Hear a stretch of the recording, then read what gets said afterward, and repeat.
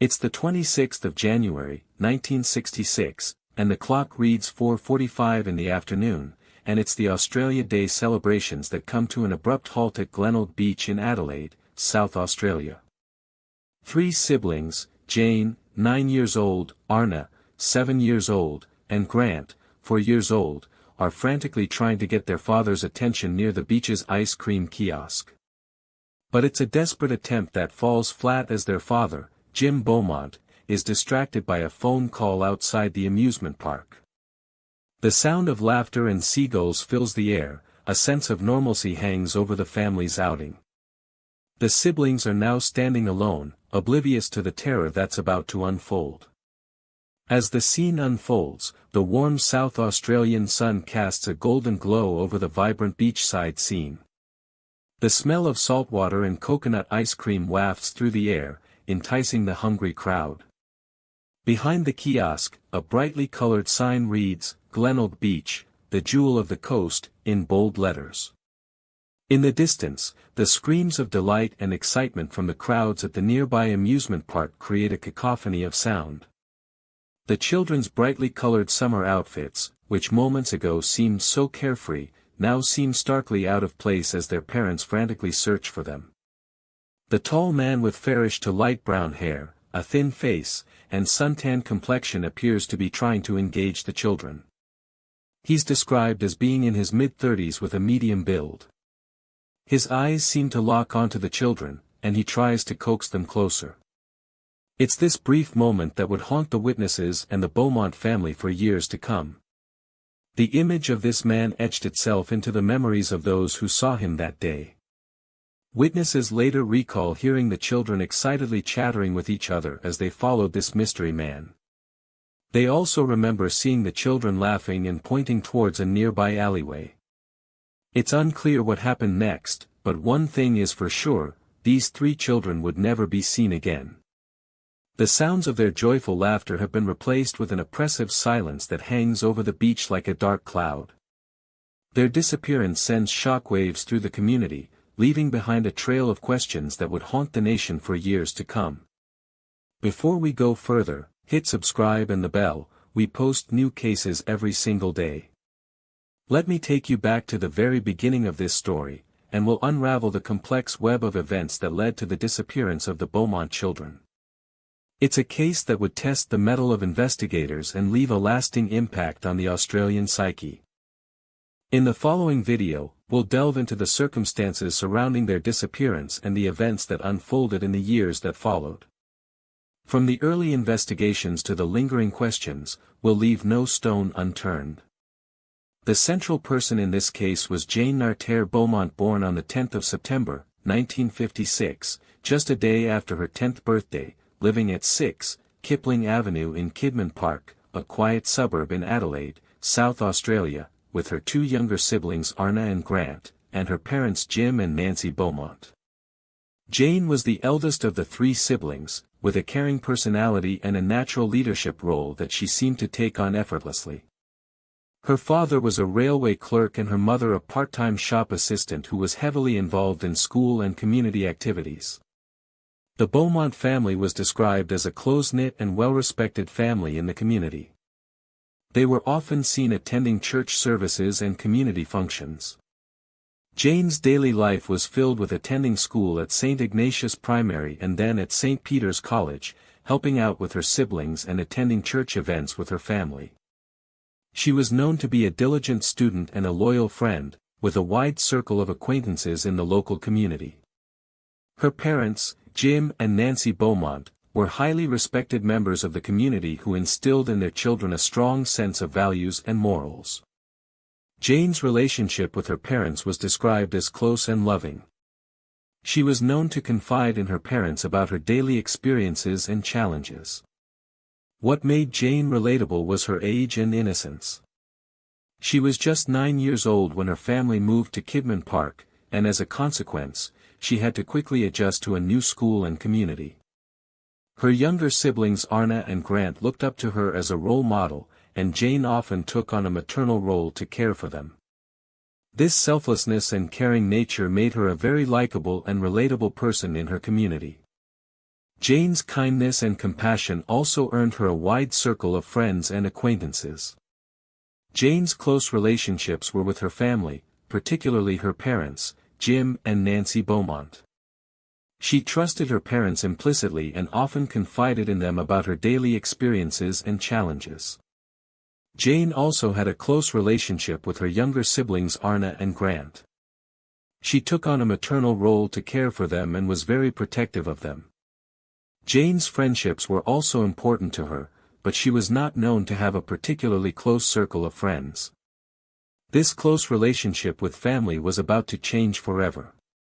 Just 2 weeks before the disappearance, Jane had been on holiday with her parents at Lake Albert, a popular family destination near Adelaide. This holiday was just one of the many family outings that the Beaumonts enjoyed together. However, Jane had also been experiencing some difficulties at school around this time, which may have contributed to her stress and anxiety levels. Her parents had been keeping a close eye on her, offering support and guidance whenever she needed it. Little did they know that their greatest concern was about to become a reality. Jane's first warning sign that something was wrong was her behavior on the day of the disappearance. She had been acting strangely and nervously, which may have been a result of her recent difficulties at school. Her parents had been trying to reassure her that everything would be okay, but deep down, they knew that something was not quite right. Just a few hours before her disappearance, Jane had been seen at the local beach with her siblings, where they had been playing and laughing together. It was a typical Australian summer day, with the sun beating down and the sound of seagulls filling the air. The person who noticed that something was wrong was a local resident, who reported seeing Jane and her siblings acting nervously and quickly leaving the area. However, this warning sign was ignored by the authorities, and no further action was taken at the time. Little did anyone know that this would be the last time that Jane and her siblings would be seen in public. The next morning, their parents would wake up to find that they had disappeared without a trace. Just hours before their disappearance, Jane and her siblings had been seen at a local shop, buying some sweets and laughing together. But as the day wore on, they seemed to vanish into thin air. Their parents were left searching for them everywhere, but to no avail.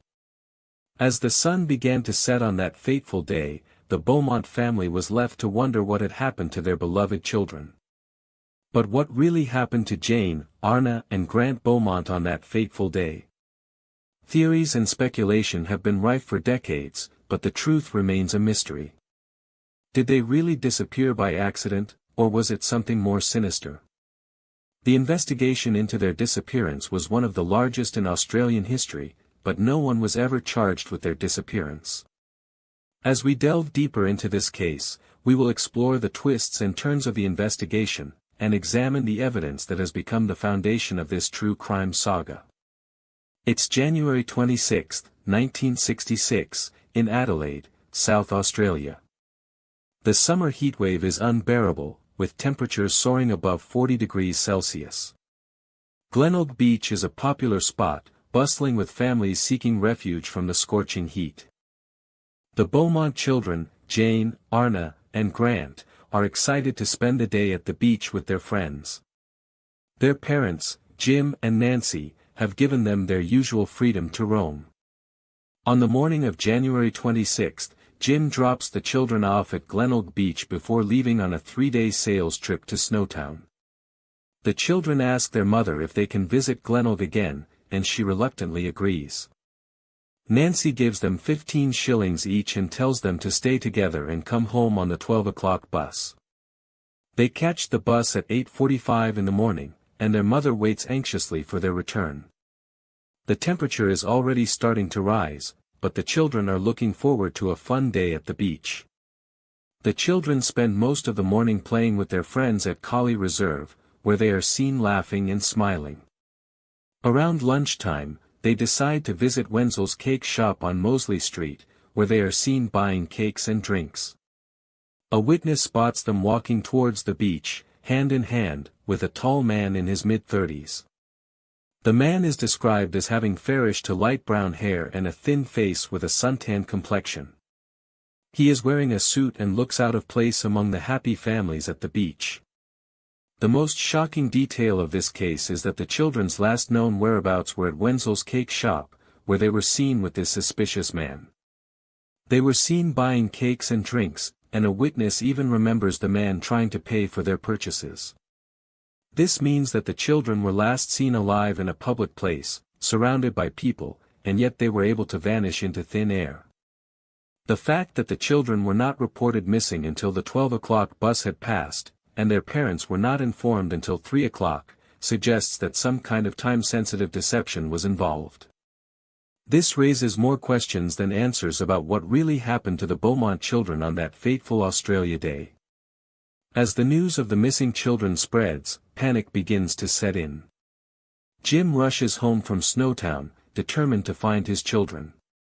Nancy is beside herself with worry, and the family's friends and neighbors all gather to try and help.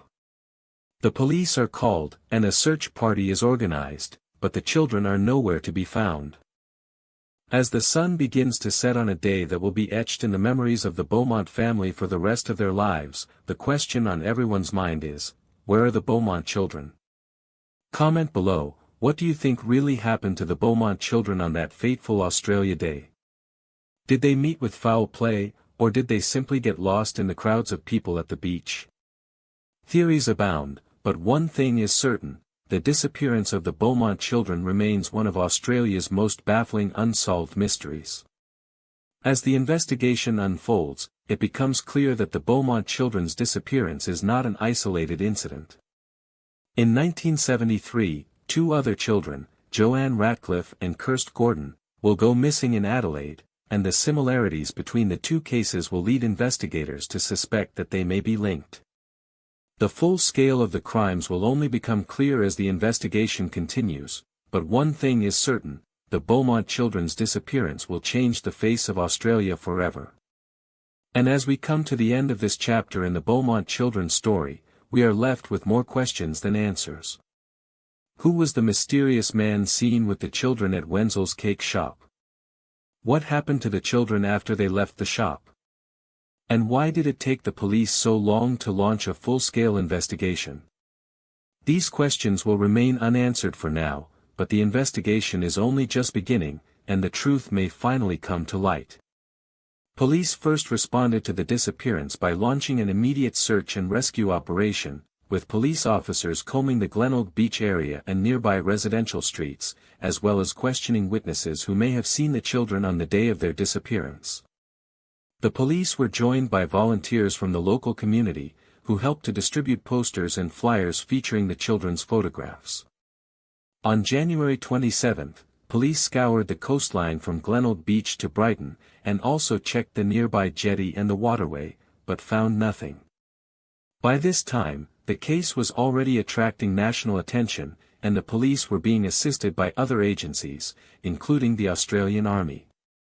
As the search effort continued, the police were receiving numerous tips and reports of sightings, but none of these led to any concrete leads.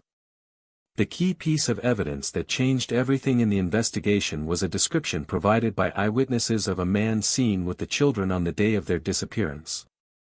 According to witnesses, the man was tall, with fairish to light brown hair and a thin face with a suntan complexion and medium build, in his mid-30s. This description was corroborated by several people, including a man who had seen the trio buying cakes at Wenzel's cake shop on Mosley Street, Glenelg. The police quickly circulated this description to the public, in the hopes that someone might come forward with information about the man's identity. As the search for the children continued, the police were focusing on finding this man, who was now the prime suspect in their disappearance. The main suspects in the investigation were several men who matched the description of the man seen with the children. One of the most promising leads was a man named Raymond John Denning, who was arrested